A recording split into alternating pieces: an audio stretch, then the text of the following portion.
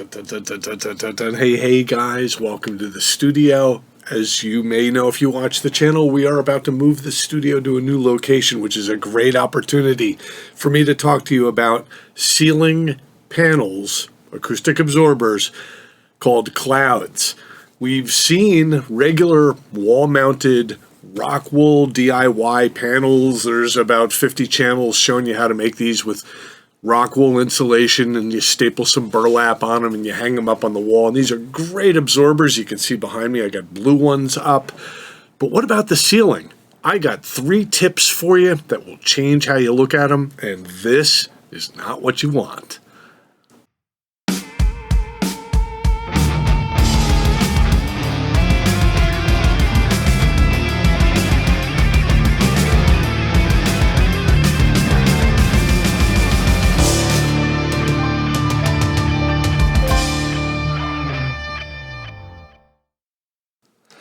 Let's take a look at a couple places in the room where I am running ceiling panels, clouds. Let me get you over to my listening position. Sorry for the camera movement. Okay, now this is my mixing desk. This is where my speakers are. This is where I normally sit while I am doing my mix, and right above it we do have a ceiling panel there, and I did install some white LED lighting above it so it looks nice. But we're going to take a look at the room panels, these red ones back here. Let me give you a little bit of a better angle on that. All right. These guys up here are the ones that I want to show you today. Okay, let's start you off with secret number 1. You can see that I've got everything mounted hanging from hooks. These go into anchors in the drywall if you can't hit a stud, and they are held with picture hanging wire. This is something you could pick up at the local hardware store or art supply store. It's very strong, and I do run it doubled up, and that's enough to hold these panels in place. One of the reasons we want to hang it this way is to give us some kind of accessibility. If you've ever tried to hang panels before, it can be a giant pain in the ass, so I've got a couple pointers that are really going to help you with that, and let me show you pointer number 1. Now I'm only running the wire on 2 sides of the panel, starting over here. This is where the wire is. It goes from hook to hook, and I am running also a picture wire on the back side as well. When I want to take this down, or when I wanted to put it up, very simply, I just got to unhook the wire over the top of that hook. The other side is going to stay suspended. I unhook this wire, and look at that, with one person I'm able to bring it down, and here is trick number 1. Not rock wool, guys. These are painter's towels. Painter's cleanup towels. You get these things at like Home Depot or Lowe's. You just kind of stack them in there. You can crumble them into little balls and get more diffusion. I just kind of laid them in there, and I did it after I put these panels up, which made them nice and light when I installed them.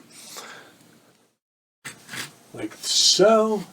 Leaving me one more wire. The last one's actually the easiest. Comes right up off the hook.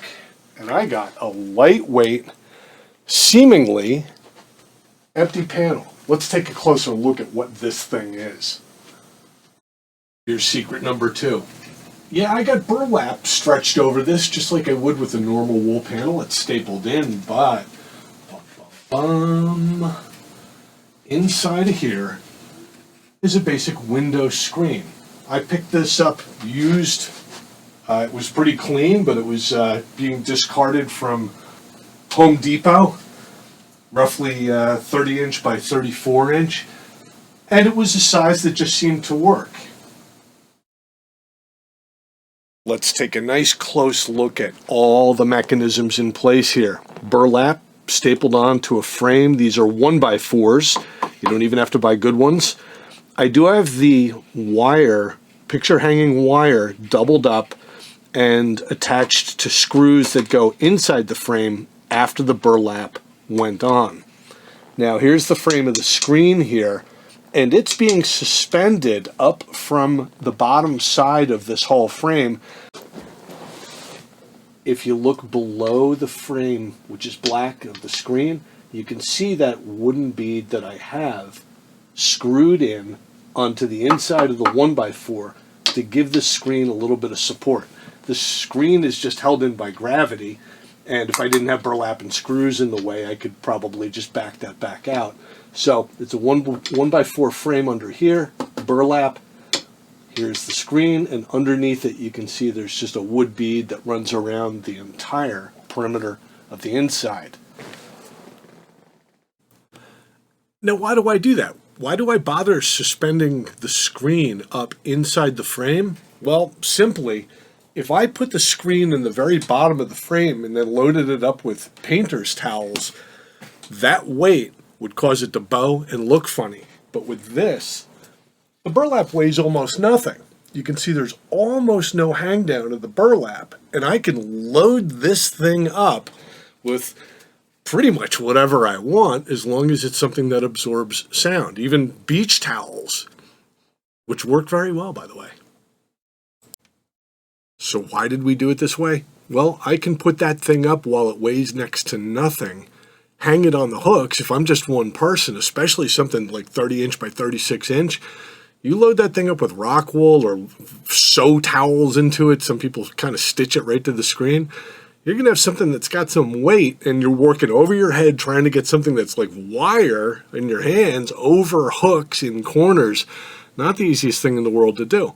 The point is you load it up there empty, and you just chuck painter's towels right on in. What kind of expectations can you have? Well, ceilings are very bouncy. We can address the walls with regular DIY rock wool panels, not too hard to manage. They're only 16 inches wide. Hang them up all around the room, however you want to mount them. I just put a screw into a stud and hang them right on the screw. But when it comes to ceilings, they're largely really reflective surfaces, especially right above your listening area. And I do have a cloud there. But I also ran 2 additional ones in the back of the room because I did have some spots that had a bad flutter echo or like a resonant ring, even with my walls treated, even with carpet on the floor. And those were the 2 spots that gave me the biggest problems. Well, I'm going to be rebuilding the new studio. Check some of my other videos out. We have it rendered in 3D. Check out our Facebook group, Recording Tips.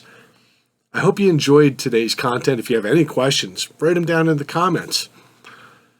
We've got a lot of work to do. Let's get to it.